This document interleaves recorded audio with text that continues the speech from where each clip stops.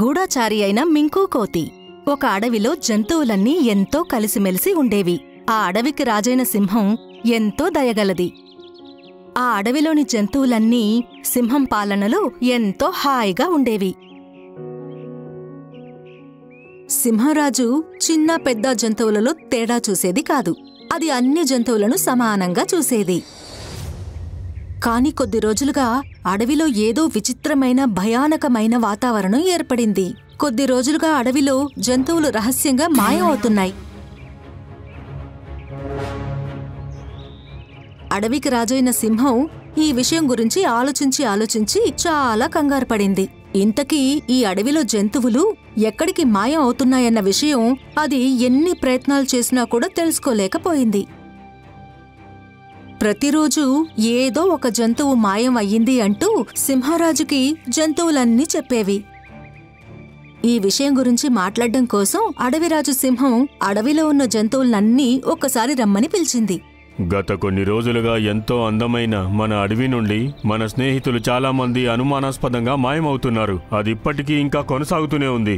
నేను ఎన్నో రకాలుగా ప్రయత్నించాను, కానీ దీని వెనక ఉన్న రహస్యమేమిటో తెలుసుకోలేకపోయాను. కాబట్టి ఇప్పుడు మీలో ఎవరైనా తెలివైన వారుంటే ఇక ముందు నేను ఏం చేయాలో నాకు ఐడియా ఇవ్వాలని కోరుకుంటున్నాను. సింహరాజు మాట విని బ్లాంకీ ఇలా అంది. అడవిలో అందరూ చాలా ప్రయత్నించారు కనిపెట్టాలని, కానీ ఎవ్వరూ కనిపెట్టలేకపోయారు. ఇంకా మన అదృష్టాన్ని నమ్ముకొని కూర్చోవాలని నాకు అనిపిస్తోంది. నాకైతే ఈ పని దయ్యాలు భూతాలు చేసే అనిపిస్తోంది. నేను మీ అందరినీ ఇక్కడికి పిలిచింది సలహా అడగడానికి బ్లాంకీ, కానీ నువ్వేమో నీ నిర్ణయం చెప్తున్నావు. నువ్వు నీ పిచ్చి ఆలోచనని నీ దగ్గరే పెట్టుకో. సింహరాజు మాట విని బ్లాంకీ తిరిగి తన స్థానానికి వెళ్ళిపోయింది.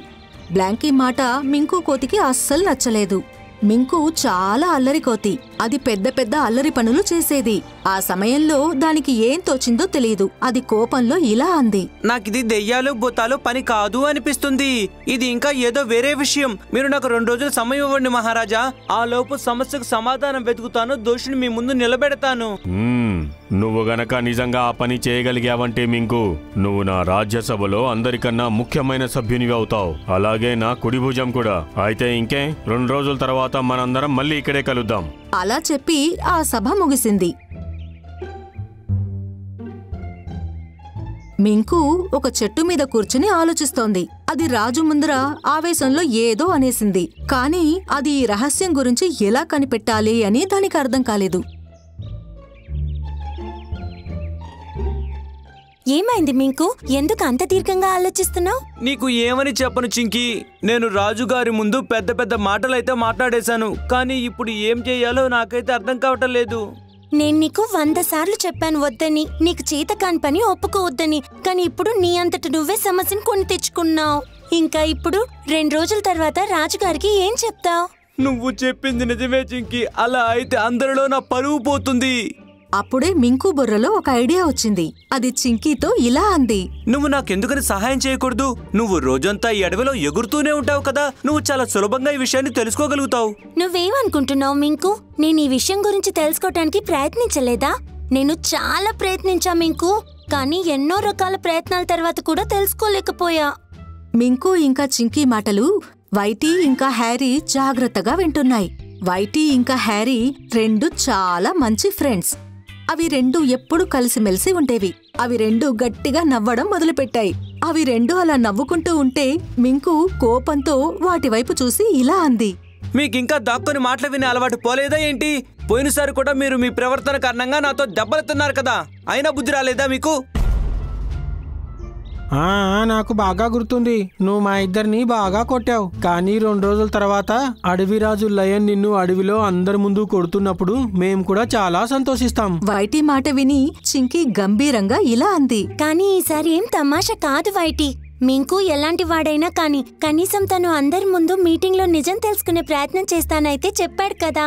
మీకు కనీసం ఆ ధైర్యం కూడా లేదు. చింకీ మాట విని వైటీ ఇంకా హ్యారీ సైలెంట్ అయిపోయాయి. మింకు వాటి వైపు చూసి ఇలా అంది. చూడండి, నేను మీ ఇద్దరికి శత్రువుని కాదు. ఈ మాట నేను నా గొప్పతనం చెప్పుకోవడానికి చెప్పుండొచ్చు, కానీ నేను ఇప్పుడు నిజంగానే ఆ విషయం తెలుసుకోవాలి అనుకుంటున్నాను. దయచేసి మీరు కూడా నాకు ఈ విషయంలో సహాయం చేయండి. ఎవరికి తెలుసు, ఆ తర్వాత మాయమైపోయింది మనలో ఒకరే అయి ఉండొచ్చు కదా. మింకు మాటలు విని వైటీ ఇంకా హ్యారీ సీరియస్ అయిపోయాయి. హ్యారీ వైటీ వైపు చూసి ఇలా అంది. మింకు నిజమే చెప్తున్నాడు వైటి. బహుశా మనం కూడా ఒక రోజు రాసంగా మాయమైపోతాం వైటి. మనం మింకుకి సహాయం చేయాలి. నిజమేంటో మనం తెలుసుకోవాలి. అయితే సరే, నీకు సాయం చేయడానికి మేము సిద్ధంగా ఉన్నాం. కానీ మేము ఏ విధంగా సహాయపడగలము? వైటీ మాట విని మింకు తీవ్ర ఆలోచనలో పడింది. ఆలోచిస్తూ ఇలా అంది.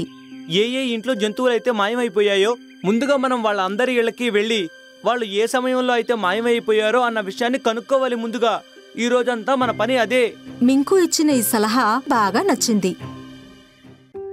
ఏ ఇళ్లల్లో నుండి జంతువులు మాయం అయ్యాయో ఆ రోజంతా అవి ఆ ఇళ్లకు వెళ్లి అడగడం మొదలుపెట్టాయి. అవి మూడు పాపం సాయంత్రం వరకు అడుగుతూనే ఉన్నాయి. ఇంకా సాయంత్రం అయ్యాక మింకు దగ్గరికి వచ్చాయి. నేను మీ అందరి కోసమే ఎదురు చూస్తున్నాను. మింకు వాటన్నిటినీ అడగడం మొదలుపెట్టింది. మేము దాదాపు అన్నిళ్ళకి వెళ్ళి అందరినీ అడిగాము. నేను కూడా అందరిళ్ళకి వెళ్ళి అడిగాను. జంతువులన్నీ చాలా భయపడుతున్నాయి. ఇంకా కొన్ని జంతువులైతే ఈ అడవిని వదిలి వెళ్లాలనుకుంటున్నాయి.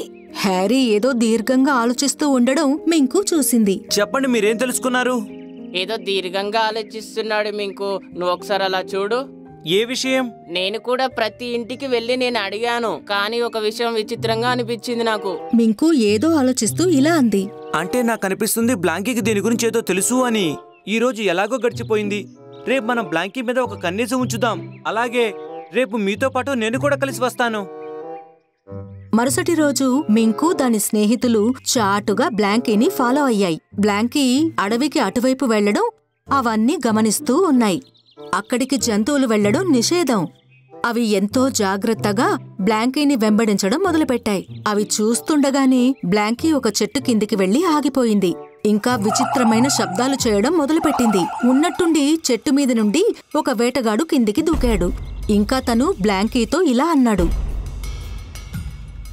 3 రోజులైంది. నువ్వు నాకు మాట ఇచ్చావు. నువ్వు రోజు నాకు ఒక జంతువుని తెచ్చి పెడతానని. దానికి బదులుగా నేను నీకు వండిన మాంసాన్ని పెడుతుంటానని. కేవలం ఈ ఒక్కరోజు వదిలేయ్. అయినా నేను నీకు చెప్పాను కదా, అడవిరాజు ఇంకా జంతువులు అందరూ ఈ రహస్యం గురించి తెలుసుకోవడానికి ప్రయత్నిస్తున్నారని. నా రహస్యం బయటపడుతుందని నాకు భయంగా ఉంది.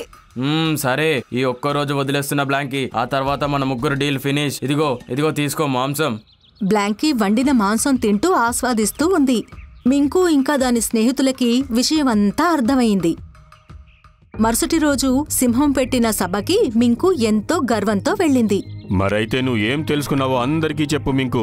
మహారాజా దోషి మనలో ఒక్కరే ఇప్పుడు ఇక్కడ మన మధ్యలోనే ఉన్నారు.